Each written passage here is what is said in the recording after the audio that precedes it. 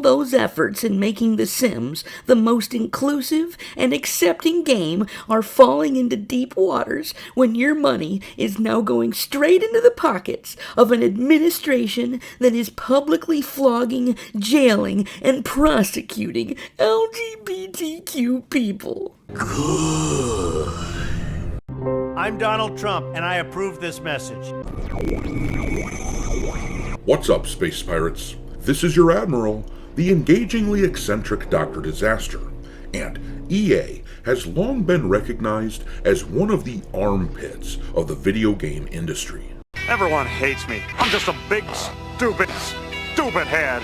Every once in a while, they put out a game like Split Fiction, which was a blast to play and which was so popular that they already have Sydney Sweeney lined up to star in a live-action adaptation of it. But for every Split Fiction, the company puts out multiple games like Dragon Age the Veilguard, which comes from one of the strongest IPs in the whole industry, and yet they ruined this highly anticipated game and turned it into one of the biggest gaming flops of last year by filling it to the brim with LGBT crap, to the point that it was utterly unplayable. She's still holding the ruby in her other hand.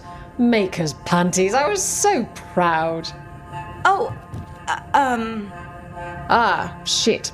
They're still holding it, sorry. Everybody's always gay with you.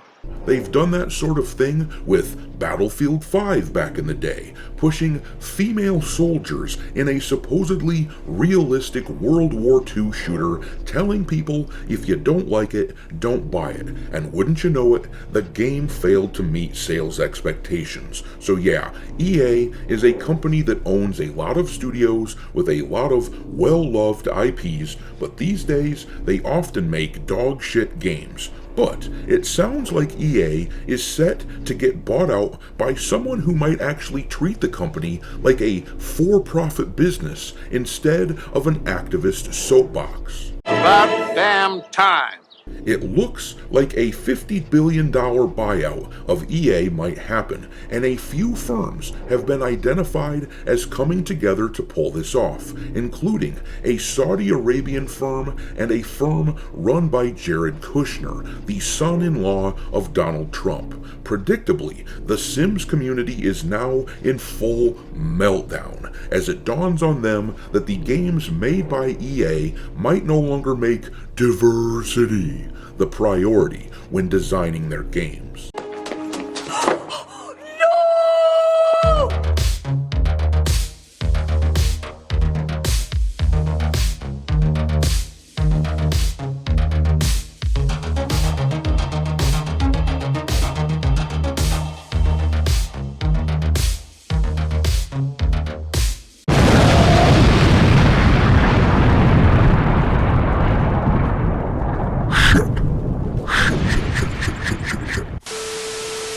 Alright, me hearties, make sure that you hit the like button on this video, share it with your friends, and subscribe to the channel if you haven't already.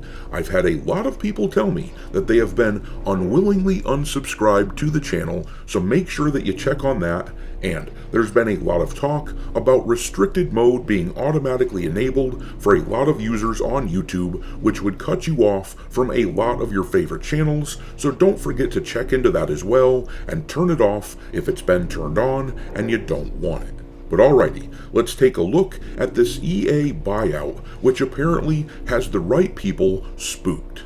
I became aware of this news of the Sims community losing it over this news from this post here on X from Grums. So, shout out to him for being on top of this news, and in his post, he showed this screenshot from the Sims community where it has a link to an article written by one of its members.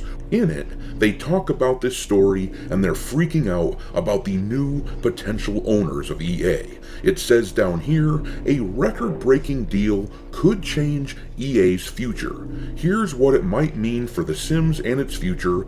Electronic Arts, the publisher behind The Sims, is reportedly on the verge of one of the biggest changes in gaming history. It has been reported by the Wall Street Journal that EA is in talks to go private in a massive $50 billion deal backed by investors including Saudi Arabia's Public Investment Fund and affinity partners, the firm led by Jared Kushner, the son-in-law of U.S. President Donald Trump.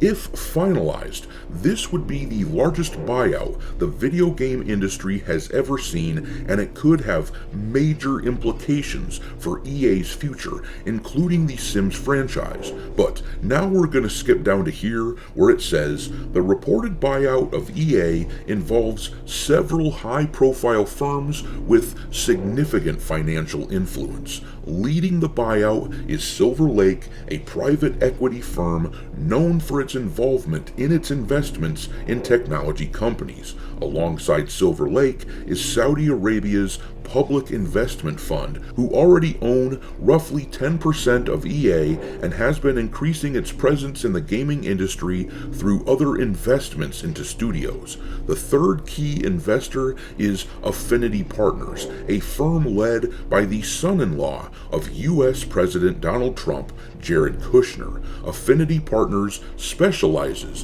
in large-scale investments and partnerships.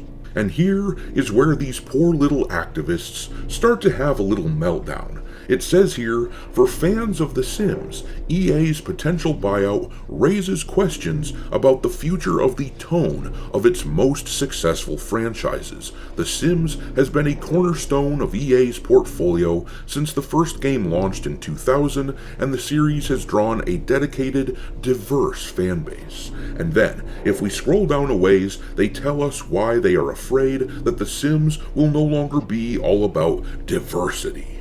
It says here that Saudi Arabia's Public Investment Fund has been implicated in several human rights issues, both domestically in Saudi Arabia and through its international portfolio. According to Human Rights Watch, the Saudi Crown Prince Mohammed bin Salman, owner of the trillion-dollar Saudi Public Investment Fund, has been responsible for overseeing the murder of journalists, the use of migrant slaves, and the forceful eviction and genocide of native tribes, the oppression of women and female activists, and the imprisonment and execution of LGBTQ+ people in Saudi Arabia. Human Rights Watch have linked the investment fund and the Crown Prince to several political assassinations and the continuation of the war against Yemen and the bombing of civilian populations. Okay, so you know what I find really amusing about this little write-up is the fact that for years, as these same people, these LGBT and feminist activist types, as they have been cheering free Palestine and shit like that, you tell them, hey, that is a culture that isn't exactly known for being very nice to gay people or being very open to feminist ideas, but they do this weird thing where these people either just flat out ignore what you said or they argue with you about how actually Middle Eastern culture is more progressive than what we have here in the West. And actually, they would feel safer hanging out in a culture like that because over here, in places like the United States, well, we're all just a bunch of bigots. It's nonsense, of course, the sort of ridiculous crap that they tell themselves in order to justify their shitty behavior, but it's really funny that the moment it looks as though one of these Middle Eastern cultures might have power over The Sims, then suddenly the human rights violations of Saudi Arabia is a big problem. Needless to say, these people in the Sims community, these LGBT and feminist activists, they are completely full of shit and will say whatever they have to say in order to get one over on their political enemies. But now, when it comes to The Sims, EA consistently makes buggy-ass games that don't work, and they turned the series inclusive, even though it was never an exclusive franchise in the first place, but they turned it inclusive as a means of trying to garner support from a bunch of activist gaming tourists who don't give a shit about the bugs so long as the people who made the game agree with their politics. That was the strategy by EA, I'm convinced. And what it might mean for EA games moving forward, though, if these investment firms do end up buying the company, is that studios like BioWare will no longer make games like Dragon Age the Veilguard. They can get back to making games like the original Mass Effect trilogy. Those were just plain fun and didn't worry about pushing some sort of agenda. And maybe EA will get to a point where they hire competent devs instead of activists, and they might actually iron out the bugs. That'd be nice. At the end of the day, though, I suspect that the push for DEI initiatives and a company like EA will diminish greatly once an owner arrives who is more concerned with profit than feeding the ego of activists who think they have the answer to all of life's problems because they went out and spent $100,000 on some stupid, useless gender studies degree. Will this mean that The Sims will suddenly become less inclusive, though? And actually, I highly doubt it. When the next Sims game comes out, I'm sure that you'll be able to make whatever sort of character you want to play because, once again, EA is going to want to maximize their profit and make it appealing to as many people as possible.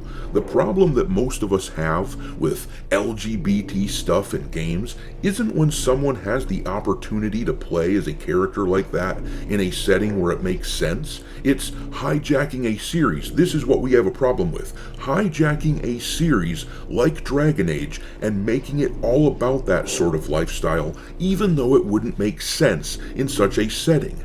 In a dark fantasy setting like that, people are scratching and clawing just to survive. They don't have time to explore LGBT feelings or anything like that. So yeah, I for one am glad to hear that things might be shaken up at this company. The current CEO is so clueless that several months ago he publicly surmised that the Veilguard could have possibly been fixed by making it live service, and that kind of cluelessness deserves to be booted out of the industry. But I'm gonna leave it there. Do you see this buyout as a net gain for EA? Drop your thoughts and your mockery of the Sims community into the comment section below, and we will talk there. Thanks for watching, me hearties. If you haven't already, your Admiral is inviting you to subscribe to the channel and become a part of the crew. Life as a space pirate may not be glamorous, but there's always plenty of booty.